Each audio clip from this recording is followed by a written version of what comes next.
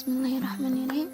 Assalamualaikum warahmatullahi wabarakatuh. Anak-anak Ibnu Katsir yang hebat, kembali kita akan melanjutkan pelajaran tematik kita, masih di tema 2, subtema 2. Hari ini kita akan belajar tentang kegiatan ekonomi.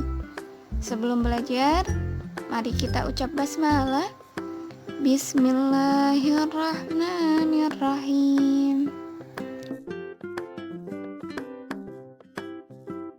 Masih ingatkah anak-anak semua tentang apa itu kegiatan ekonomi? Ya, kegiatan ekonomi adalah kegiatan yang saling menguntungkan untuk memenuhi kebutuhan hidup. Kegiatan ekonomi itu meliputi apa saja? Kegiatan ekonomi itu meliputi produksi, konsumsi, dan distribusi. Nah, apa itu produksi? Produksi adalah kegiatan mengolah barang mentah menjadi barang jadi. Orang yang melakukan kegiatan produksi disebut dengan produsen. Apa saja contohnya? Contohnya seperti petani, perajin pisau, penjahit, pembuat kue, dan lain sebagainya. Misalnya, para pembuat kue, mereka membuat kue dengan bahan mentah berupa tepung, gula, telur, dan lain sebagainya menjadi kue sebagai barang jadinya. Berarti mereka melakukan kegiatan produksi.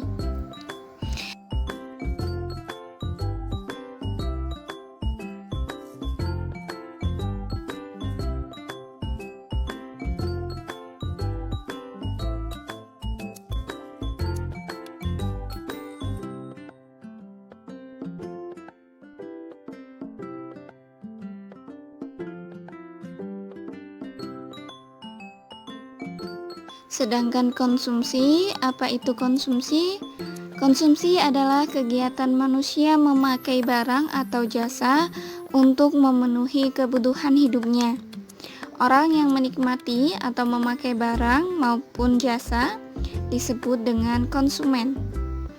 Kegiatan kita membeli makanan atau barang juga bisa termasuk dalam kegiatan konsumsi. Begitu pula saat kita memakai sesuatu seperti misalnya pakaian, sepatu, jilbab, dan lain sebagainya, itu juga termasuk kegiatan konsumsi. Konsumen atau orang yang mengkonsumsi suatu barang ataupun jasa harus mengeluarkan uang untuk mendapatkan barang atau jasa tersebut. Masyarakat melakukan kegiatan konsumsi untuk memenuhi kebutuhan hidupnya. Dengan terpenuhinya kebutuhan hidup masyarakat, masyarakat pun dapat dikatakan sejahtera.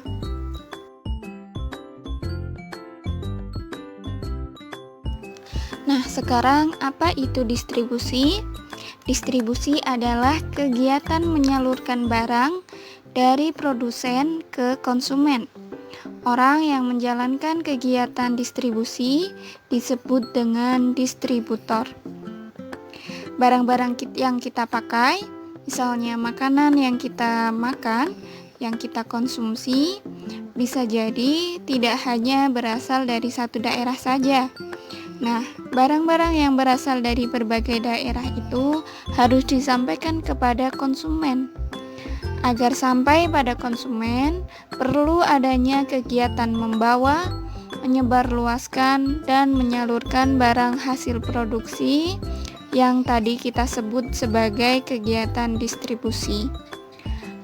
Kegiatan distribusi barang dan jasa yang merata dapat membantu mensejahterakan masyarakat.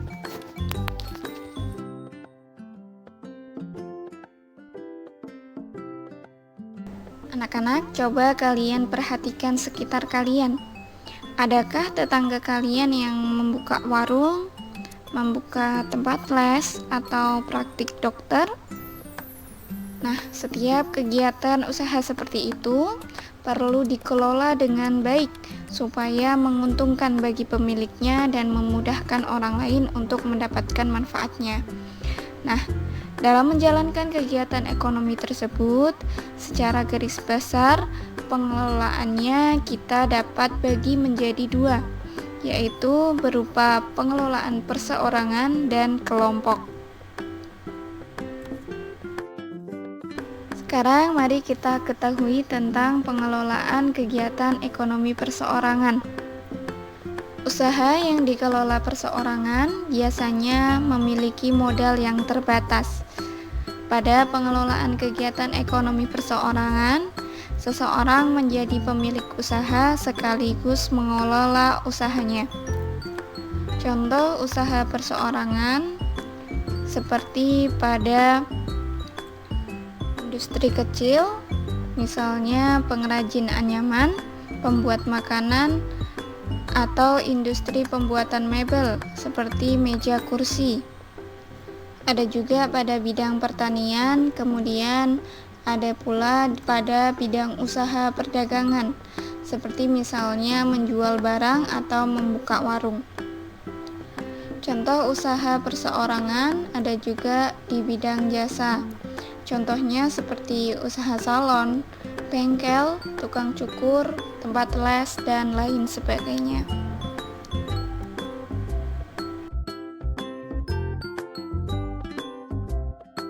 Usaha ekonomi yang dikelola secara berkelompok adalah usaha yang dijalankan secara bersama-sama, baik dalam hal modal, pengelolaan, maupun dalam hal bagi hasil. Contoh usaha ekonomi yang dikelola secara bersama-sama antara lain firma, CV, PT, BUMN, dan koperasi. Firma adalah perusahaan yang didirikan oleh sedikitnya 2 orang. Biasanya pendiri firma adalah orang-orang yang sudah saling kenal. Setiap anggota firma mempunyai hak untuk bertindak atas nama firma. Ketika ada sebuah resiko atau misalnya kerugian, maka resiko atau kerugian tersebut akan ditanggung bersama. Kemudian ada usaha yang pengelolaannya secara CV atau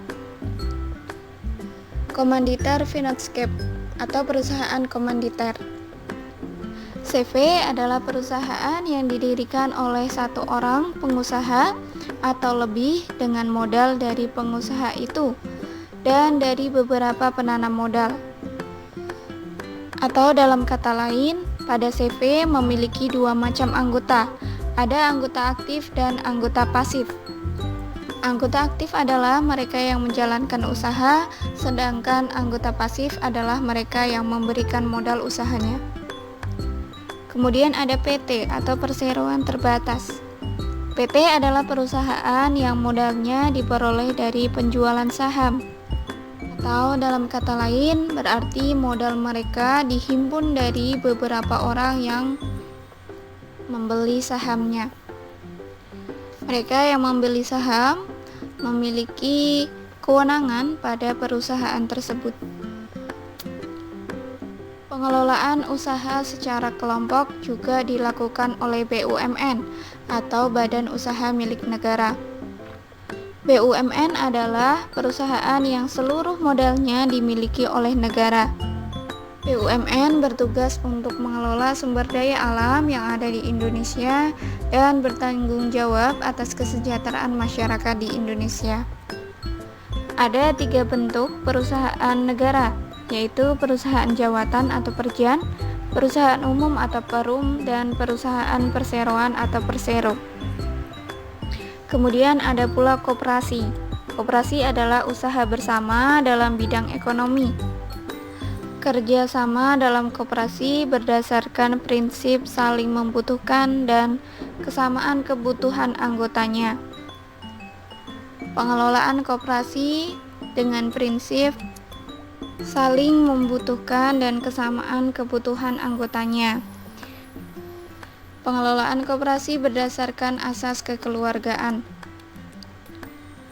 Pada pengelolaan koperasi, anggota koperasi wajib membayar atau memberikan iuran secara rutin. Nah, Nah, itu semua adalah bentuk pengelolaan usaha secara kelompok.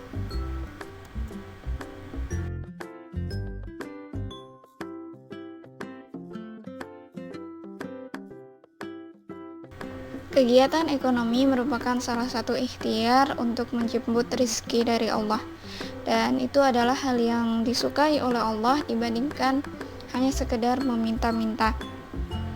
Allah berfirman, tidak ada dosa bagimu mencari karunia rizki hasil perniagaan dari Rabbmu, dalam Quran surat Al-Baqarah ayat 198. Sebelum pembelajaran kita akhiri, seperti biasa Ustazah akan memberikan tantangan kepada anak-anak semua. Tantangannya adalah dari kegiatan ekonomi yang ada, baik itu produksi, konsumsi maupun distribusi, apa saja yang sudah pernah dilakukan oleh anak-anak semua. Lalu silahkan tuliskan contoh aktivitasnya. Nah, demikian pembelajaran kita hari ini. Terima kasih sudah mendengarkan Ustazah dengan baik. Semoga ilmu kita bermanfaat. Mari ucap hamdalah. Alhamdulillahirabbil alamin.